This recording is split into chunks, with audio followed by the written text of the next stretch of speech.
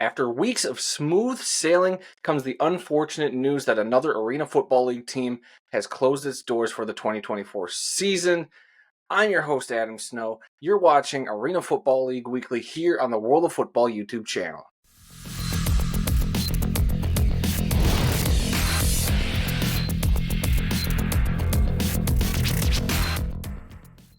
Welcome in, everyone, for another edition of Arena Football League Weekly here on the World of Football YouTube channel. We currently sit at 973 subscribers, if you can believe it. It's pretty awesome. We're getting so close to our goal of 1,000 subscribers. So if you guys could, please, if you haven't yet, hit that subscribe button. We'd greatly appreciate the support. I would also like to remind you guys that we do have a couple other shows going on right now that are being posted frequently. The first being our weekly podcast, This Week in the World of Football, hosted by myself and my dad, Randy. And we also have Canadian Football League Weekly. We just talked about week 2. Week 3 is about to get underway in the CFL. We love the CFL. And if you're curious about it, or if you love the CFL, go over there and check that episode out too on our channel. So I know the elephant in the room is another team ceasing operations, and we'll get to that. But we had a very entertaining weekend of games, actually. So we're going to talk about all that, recap that, and then we'll get into all that other goodness that happened around the Arena Football League. So week 8, it started off with the Sal of Liberty defeating the Wichita Regulators 37-12 in a game that I couldn't find any highlights for. I don't know where I needed to look. I didn't see it anywhere. I couldn't even find stats, to be honest with you. I went to the AFL website. They had no stats, at least when I was checking. So if it's up now, whoops. But it's just a little disappointing that we're still dealing with no stats getting put up in a timely manner. And I'm recording this later on in the week because I was waiting for all the breaking news to kind of shake out and take shape. But here we are. But essentially, it looks like the Salina defense came to play again this week, holding the Regulators to only 12 points. So congratulations to Salina. We'll talk about them a little more later as well. The Orlando Predators handed the Albany Firebirds their first loss of the season, 57-49.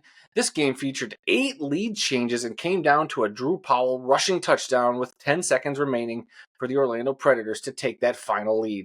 Drew Powell finished the day with 6 passing touchdowns, while Albany quarterback Jake Medlock threw for 7 touchdowns and an interception.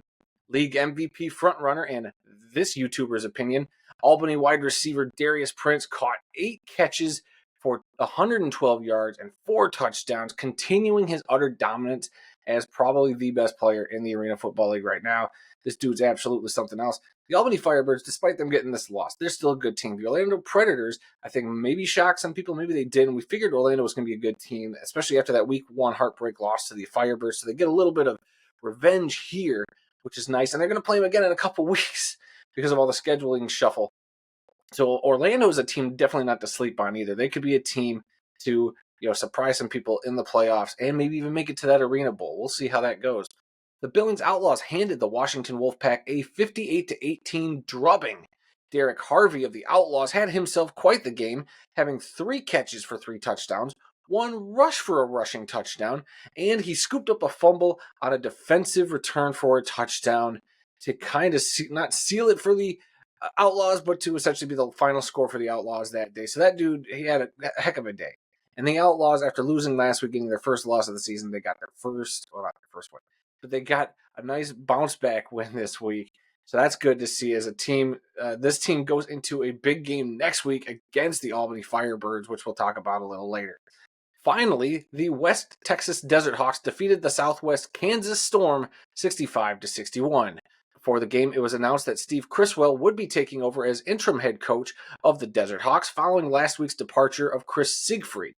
This ended up being a game that was close all game long, and it was 35-34 at halftime in favor of the Desert Hawks. The second half would keep things tight, even coming down to the final possession as Southwest Kansas looked to take the lead with about 8 seconds left, but the West Texas defense made a stand, intercepting the ball to seal the victory. Now, normally this is where we would probably transition and talk about the standings. But as we talked about a couple times already, the West Texas Desert Hawks have, I don't think it's been an official announcement, but through sources like Shady Sports Network on X, which was then picked up by Anthony Carter of Arena Insider and then confirmed by our friends over at Arena Fan, that the West Texas Desert Hawks will be bowing out of the remainder of the 2024 season. Now, this is something that's very disheartening to say the least. I thought we were, over all this crap, all done with the teams bowing out of the year. We started with 16 teams, and with this, we are now down to 8 teams. I know it's a number that a lot of us thought that this is where the league should have started. And it just stinks because West Texas, while a smaller market that I would have assumed for the Arena Football League, they got a good team there. They got a lot of good players there. They just, kind of been unlucky for most of the season. And I don't know if this, cancellation of the remainder of their season is a result of some of the bad losses they've had, the close losses. Is it travel costs catching up to them?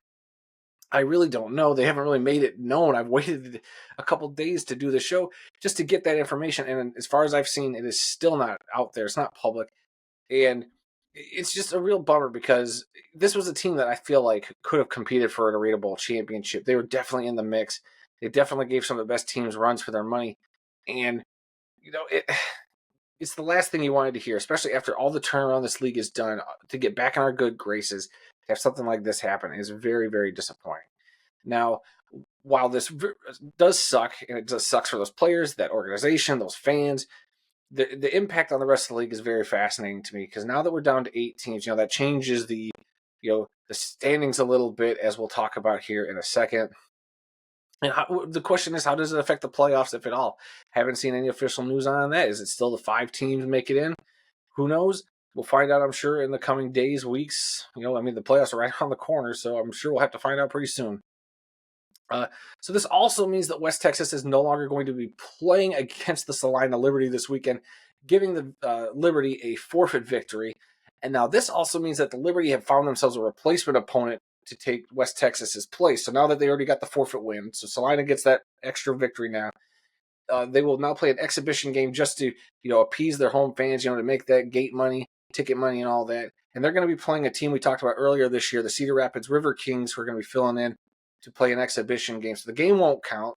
Salina's already got their victory. But again, we're going to have to talk about the Cedar Rapids River Kings of a whole different league coming in to cover an empty spot when we already had a team that could have filled the empty spot. The Nashville Cats are sitting on a bye week last week, sitting on a bye week this week. So they have 2 consecutive bye weeks to kind of round out the end of the season. Why not use the Cats to get them an extra game? It's just, I don't get it. I'm sure there's more complicated scheduling issues that go into that. I don't know. That's what I'm going to assume. But it is disappointing that they have to go outside the league in order to fill that gap instead of just figuring out how to get Nashville, out to Salina or vice versa, just to make up that game. Now we're going to take a look at your standings through 8 weeks, and with the Desert Hawks removed, your number 1 seed that has clinched the playoff spot, the Albany Firebirds at 7-1. Your number 2 seed so far, also clinching a playoff spot, the 6-1 Billings Outlaws. At number 3, you're going to have the 6-2 Sal of Liberty. At number 4, the 6-4 Orlando Predators. By the way, Salina also clinching a playoff spot. Number 5, the Southwest Kansas Storm at 4-4. At number 6, the Nashville Cats at 3-4. And being eliminated from the playoffs, number 7's Wichita Regulators at 1-5, and number 8's Washington Wolfpack at 1-6.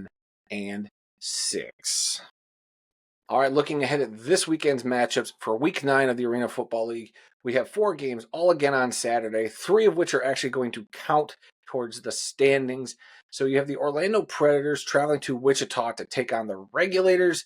The Albany Firebirds will go to Billings to take on the Outlaws, in which this should be the game of the week. It should be a very entertaining game between the 2 best teams in the entire league. Then, of course, we have that exhibition game between the Cedar Rapids River Kings and Salina Liberty. And then we're going to end the week with the Washington Wolfpack traveling to Southwest Kansas to take on the Storm, and on by, yet again, the Nashville Cats. So, yeah, I know for us Arena fans, it does stink to lose another team, especially this close to the end of the season, and a good team at that. But hopefully, it's a team that can come back next year, a team that can come back stronger. We'll see how things shape up. While I want to, get excited for 2025, we still have to finish out a 2024 season, and we'll have to see how everything goes from there. Because who knows? Now at this point, I was so comfortable that we weren't going to have to deal with any more crap like this that now I'm going to be keeping an extra eye open for any shenanigans that might occur between now and getting this Arena Bowl just done and, put away. I have a feeling that maybe we'll have to change the idea of having a neutral site arena bowl, which I hope they do in the front office, because a neutral site game, while I get it makes more sense for scheduling purposes and locking down hotels and all that stuff, I think a better course of action for your fans is to just award it to the best team remaining. Plain and simple. For this year, maybe next year you could look into neutral site, but I've been saying it since this league was coming back. You got to at least start off with your neutral site game. I think rewarding those fans, especially the way this year's gone, rewarding them for sticking it out with whatever team makes it to the championship game, the Arena Bowl 33 game, is paramount. I think they have to do that, but we'll see. I'm sure maybe they will change it, maybe they won't change it. Who knows?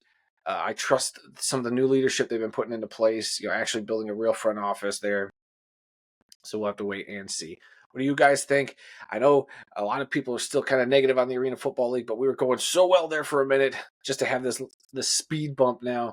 What do you guys think? Leave those down in the comments below. Look, I appreciate everybody checking out the show. I know it's a little late this week, but waiting to get some of that news, because the news in the Arena Football League all season long has happened so fast. And you put up a video and things change in a little, in no time at all after that. So I appreciate people sticking it out and checking this out. So until next week, guys, I'll be seeing you.